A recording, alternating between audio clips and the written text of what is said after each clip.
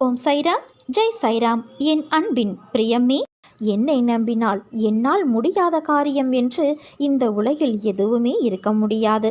உனக்கு நிறைய விஷயங்களை புரிய வைக்க வேண்டியதாய் உள்ளது.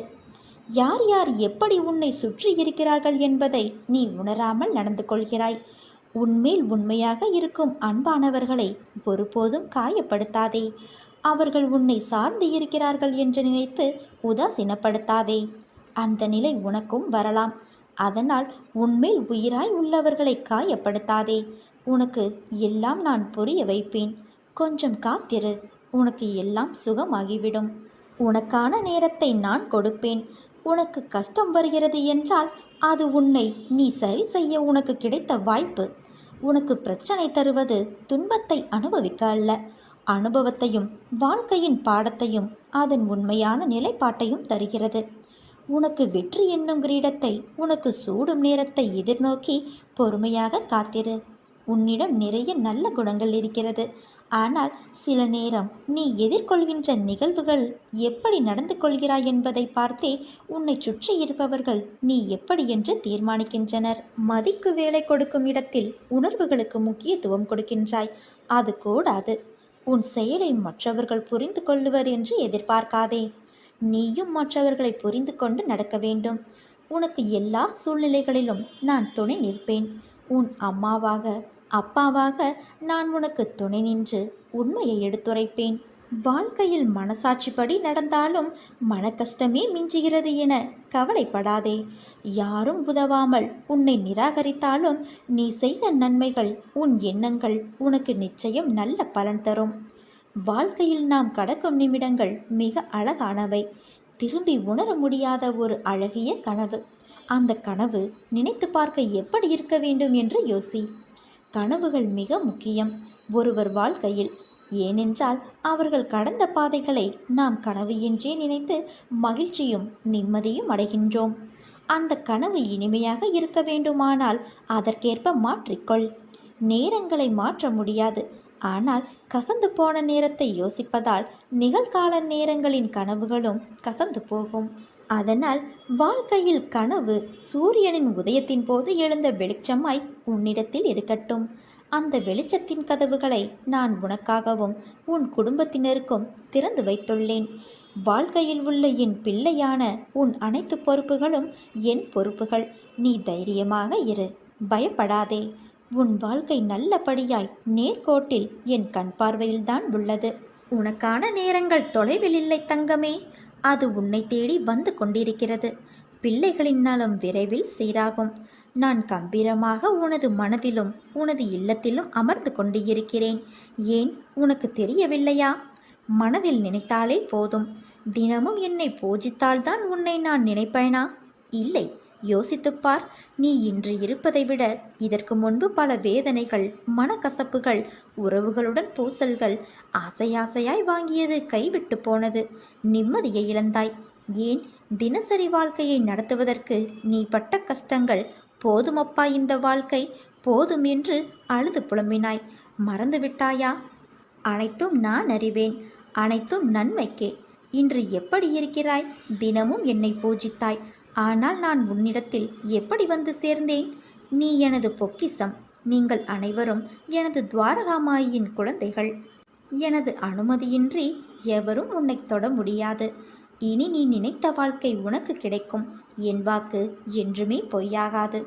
உறவுகள் உன்னை பாராட்டும். பிள்ளைகள் உனக்கு பெருமை சேர்ப்பர். நான் எனது அதிசயத்தை நிகழ்த்துவேன். அனைத்தையும் உனக்கு ஜெயமாக்குவேன் தங்கமே. என் துணை உனக்கு எப்போதும் இருக்கும். சில நேரம் என் குழந்தையின் நலன்களுக்காக வழிகளுடன் நடக்க வைப்பதே தீர்மான சூழலாய் அமைகின்றது. ஆனால் அது நீண்ட நாள் தொடரும் அளவிற்கு நான் உன் சாய்தேவா அதை விட மாட்டேன். நான் உன்னுடன் இருக்கும்போது உனது கவலைகளை எனது பாதத்தில் நீ சமர்ப்பித்த பின்னர் கவலை எதற்கு? எனது மகிமைகளைக் கண்டும் ஏன் இந்த ஏக்கம் உனக்கு? உனது தந்தையும் நானே, தாயும் நானே. உன்னை படைத்ததும் நானே, உன்னை சோதிப்பதும் நானே. உனது சோதனை காலம் முடிந்த பின்னர் நீ யார் என்பதை நீ அறிந்து கொள்வதற்கு நான் தரும் சோதனைகள்தான் நீ படும் வேதனைகள். நம்பிக்கையுடனும் பொறுமையுடனும் இரு. அதற்கான பலன்கள் விரைவில் வந்து சேரும். உனக்கான நல்ல நேரம் வரும் வரை என் மடியில் அமர்ந்து உன் கர்மாக்களை களி. நீ தோல் சாய உன் தந்தை நான் இருக்க ஏன் உனக்கு இந்த ஆயாசம்? வா மகளே, வந்து சாய்ந்துக்கொள். மனசஞ்சலங்களை அகற்றி அமைதிக்கொள். விரைவில் உன் பிரச்சனைகளை தீர்த்து உன்னை மகிழ்ச்சி வெள்ளத்தில் நான் மூழ்கடிக்கின்றேன். அதுவரை எனது நாமத்தை ஜபித்து உன் கர்மாக்களை என் துணையோடு கழித்து வா. சில நேரங்களில் நம்மை நமது நம்பிக்கையின் எல்லை வரை அழைத்து சென்று கைவிரித்து விடுவதைப் போல பாபா செய்வார். அந்த நிலையிலும் நாம் அவர் மீது நம்பிக்கையாக இருக்க வேண்டும். பாபா, நான் பிழைத்தாலும் பிழைக்காமல் போனாலும் உன் மீது நம்பிக்கையோடு இருப்பேன். நீங்கள் எனக்கு எதை செய்தாலும் செய்யாமல் போனாலும் நான் உங்களை நம்புவதிலிருந்து மாற மாட்டேன் என்று உறுதியாக சொல்ல வேண்டும். ஏதாவது செய்வார் என நினைத்து வருகிறேன், ஆனால் எதையும் செய்யவில்லையே. இப்படிப்பட்ட கடவுளை எதற்காக தொடர்ந்து நம்ப வேண்டும் என ஒருபோதும் நினைக்கக்கூடாது. இன்னும் சற்று நம்பலாம், இன்னும் சற்று நம்பலாம் என நம்பிக்கையின் காலத்தை நீட்டிக்கொண்டே போக வேண்டும். அப்போதுதான் பாபா நமக்கு தரும் அழிவில்லாத சுகத்தினை நம்மால் பெற்றுக்கொள்ள முடியும். அதே போல குருவின் வார்த்தையை செயல்படுத்துவதற்கு நமது முழுமையான சக்தியினையும் பிரயோகப்படுத்த வேண்டும். ஒவ்வொரு சாய் பக்தருக்கும் தேவையானது நம்பிக்கை, பொறுமை மட்டுமே. என் தங்கமே, கரும வினைகள் உன்னை விட்டு விலகப் போகிறது. கடன் தொல்லைகள் விலகப் போகிறது. வரவேண்டிய அனைத்தும் வந்து சேரப்போகிறது. எதற்காக காத்திருந்தாயோ அது நிறைவேறும். நீ விரும்பிய வாழ்க்கை, விரும்பிய வேலை, இவை அத்தனையும் கிடைக்கும். எப்போதும் எந்த சூழ்நிலையிலும் எதற்காகவும் வருத்தத்துடன் இருக்காதே. மகிழ்ச்சியாக இருக்க பழகிக்கொள் என்று பலமுறை உனக்கு நான் எடுத்து சொல்லிவிட்டேன். ஆனால் நீயோ புரியாமல் குழப்பத்தில் புலம்புகிறாய். அப்பா, நான் ஓயாமல் ஓடிக்கொண்டிருக்கிறேன். எப்போது எனது துயரங்கள் அகலும்? எப்படி எனது பிள்ளைகளை கரை சேர்ப்பேன்? எனக்கு ஓய்வே இல்லையா?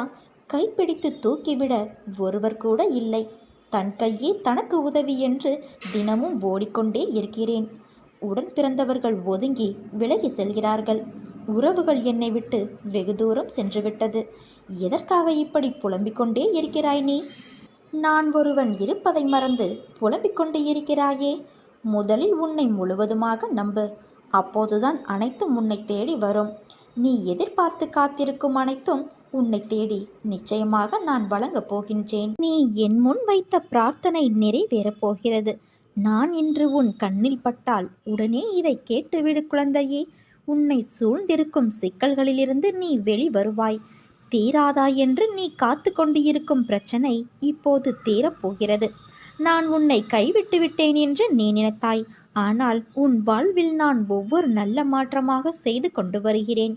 இப்போது நீ என்ன செய்ய வேண்டும், என்ன செய்யக்கூடாது என நன்றாக புரிந்து கொண்டாய். என்னை வழிபடத் தொடங்கி என்னோடு உன் மனதால் இணைந்து விட்டாய். இன்று நீ எதை நினைத்து தீபம் ஏற்றுகிறாயோ அது இன்னும் 2 மாதத்திற்குள் நிறைவேறியிருக்கும். இது என் சத்திய வாக்கு. நீ என்னை அறியும் முன்பாகவே நான் உன்னை அறிந்திருக்கின்றேன். உன்னை பற்றிய விவரங்கள் அனைத்தும் எனக்கு தெரியும். நான் பூர்வத்திற்கும் முந்தியவன். மனதை தேற்றிக்கொள். கர்மத்தின் தீவிரம் உன்னை பாடாய்படுத்துகிறது. ஆனால் இனி அது நடக்காது குழந்தையே. நடக்கவும் நான் விடமாட்டேன். உன் துன்பம் ஒரு முடிவுக்கு வந்துவிட்டது. நெடுங்காலம் பாழாய் கிடந்தவைகளை கட்டி பூர்வ காலம் முதல் நிர்மூலமான அனைத்தையும் மீண்டும் எடுத்து தந்து தலைமுறை தலைமுறையாக பாழாகி போனவைகளை மீண்டும் புதுப்பிப்பேன். இனி உனக்கு நிரந்தரமான வெளிச்சமாக நான் இருப்பேன். நீ சந்தோஷமாக இரு. துக்கத்தை விடு. எத்தனை வந்தாலும் ஒரு நாள் முடியப் போகிறது என்ற உண்மையை உணர்ந்து கொள். நடப்பதும் நடந்ததும் நடக்கப் போவதும் எதுவுமே உன் கைகளில் இல்லை. உன்னால் நடந்ததும் இல்லை.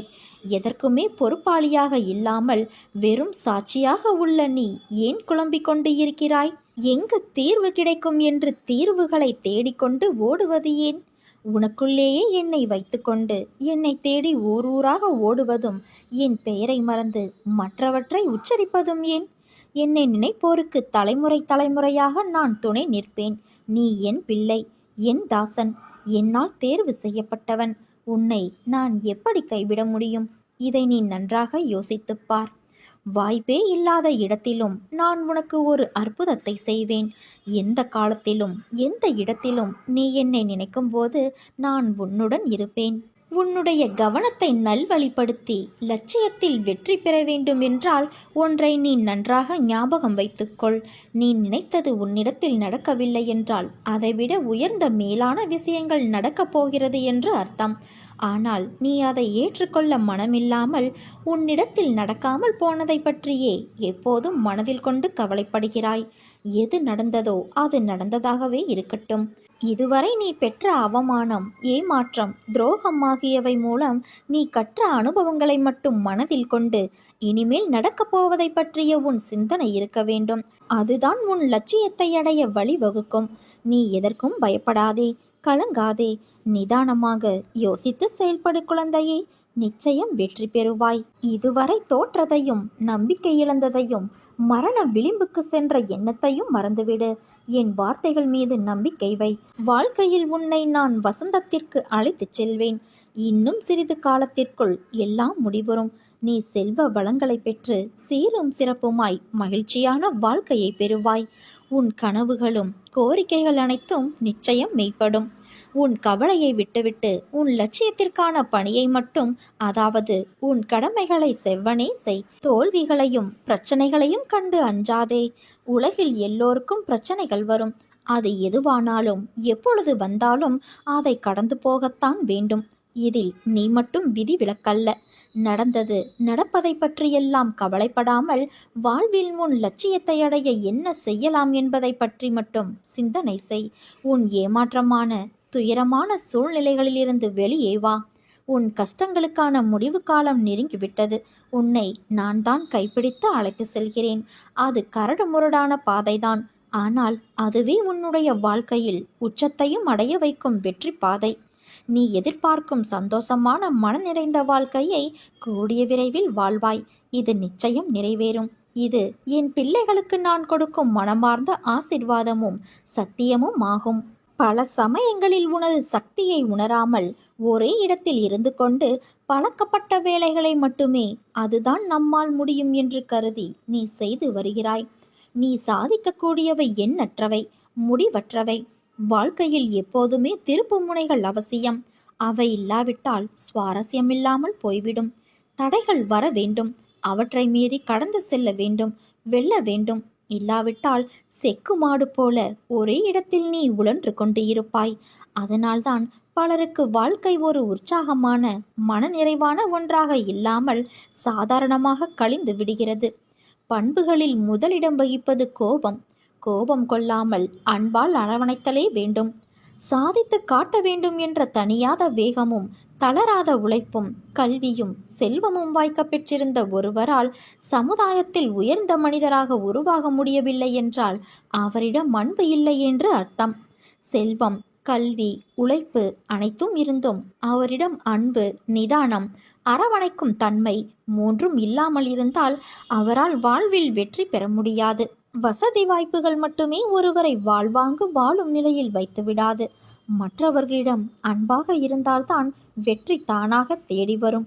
அன்பு உள்ளம் இருந்தால் வாழ்வில் வெற்றியும் தேவையான வசதிகளும் தானாகவே வந்துவிடும். அன்பு மனம் கொண்டவர்களே மனிதர்களாவர். என் வார்த்தைகள் மீது நம்பிக்கை வை. நீ ஏதோ ஒரு வடிவத்தை உன் மனதில் இருத்தி கொண்டு நான் அவ்விதமாகவே இருப்பேன் என்ற மயக்கத்திலிருந்து முதலில் வெளியே வா. எல்லா ஜீவனிலும் நான் இருக்கின்றேன். இந்த சத்தியத்தை நீ உணர்ந்து பார். உனக்கும் எனக்கும் தூரம் என்பது இல்லவே இல்லை. மற்றவர்கள் நம்மை பற்றி என்ன நினைப்பார்கள் என்று தேவையற்று நாமே நமக்குள் நினைத்து கொள்ளும் ஒரு கண்ணோட்டம் மிகவும் தவறானது. நம்மை பற்றிய நாம் கண்ணோட்டத்தை விட மற்றவர்கள் கண்ணோட்டத்திற்கு நாம் பெரிதாக மதிப்பளிக்க தொடங்கும் போதே நாம் மனதளவில் நம்மை தாழ்த்தி கொள்ள துவங்கி விடுகின்றோம். நாம் செய்யும் செயல்களையும் அதன் விளைவுகளையும் மறந்து அடுத்தவர்களின் எண்ணத்திற்கு அதிக மதிப்பு கொடுப்பதால் நம் செயல்கள் நடைபெறாமல் அதனால் மனம் புழுங்குவது உன் வழக்கமாகிவிட்டது. முன்னேற நீ எடுக்கும் ஒவ்வொரு முயற்சியை இந்த எண்ணம் சாகடித்துவிடும். முளையிலேயே முயற்சி சாகடிக்கப்படுவதால் முன்னேற்றம் எங்கிருந்து வரும்? இந்த அச்சத்திலேயே பலர் மற்ற தகுதிகளை, திறமைகளை கைவிட்டு விடுகின்றனர். இந்த அச்சம் இருந்தால் படைப்பு திறனோ, முன்னேற வேண்டும் என்கின்ற உந்துதலோ இருக்காது. நம்மை சுற்றி என்ன நடக்கிறது என்பதே தெரியாது, புரியாது. முதலில் இந்த எண்ணத்திலிருந்து வெளியே வர வேண்டும். இப்படிப்பட்ட எண்ணத்தில் இருப்பது இருளில் இருப்பதற்கு சமம். வெளியில் வந்துவிட வேண்டும் என்று முனைவது முதல் படி. மற்ற தடைகளை வரிசையாக களைய வேண்டும். மனதில் ஆழ பதிந்துள்ள எதிர்மறை எண்ணம், தாழ்வு மனப்பான்மை, அச்சம், தயக்கம், ஒப்பீடு என்று அனைத்திலும் இருந்தும் வெளிவர முயற்சி செய்ய வேண்டும். வெற்றியை நோக்கி செல்லும் பயணத்தில் பிறர் கருத்துக்களையும் மன நிறைவுகளையும் நிறைவுபடுத்த தெரிந்திருக்க வேண்டும். பிறர் உன்னை குறை கூறும்போது சோர்ந்து போகக்கூடாது குழந்தையே. பிறர் இப்படி இருக்கின்றனரே என்று உள்ளுக்குள் பொறுமக்கூடாது. இருக்கும் நிலையை ஏற்றுக்கொள், தீர்வு கிடைக்கும். இந்த உலகம் உன்னை பார்க்கிற பார்வை ஒவ்வொரு நாளும் மாறிக்கொண்டேதான் இருக்கும். சிலருக்கு இன்று உன்னை பிடிக்கும், நாளையே அவர்களுக்கு உன்னை பிடிக்காமலும் போகலாம். மற்றவர்கள் என்ன நினைக்கிறார்கள் என்று ஆலோசித்து கொண்டு இருந்தால் நம் வாழ்க்கையை நாம் வாழ முடியாது. உனக்கு எல்லா சூழ்நிலைகளிலுமே நான் துணை நிற்பேன். என்னை மட்டுமே நம்பு. நானே எல்லா உணர்ச்சிகளையும் உந்துபவன், காப்பவன், அழிப்பவன்.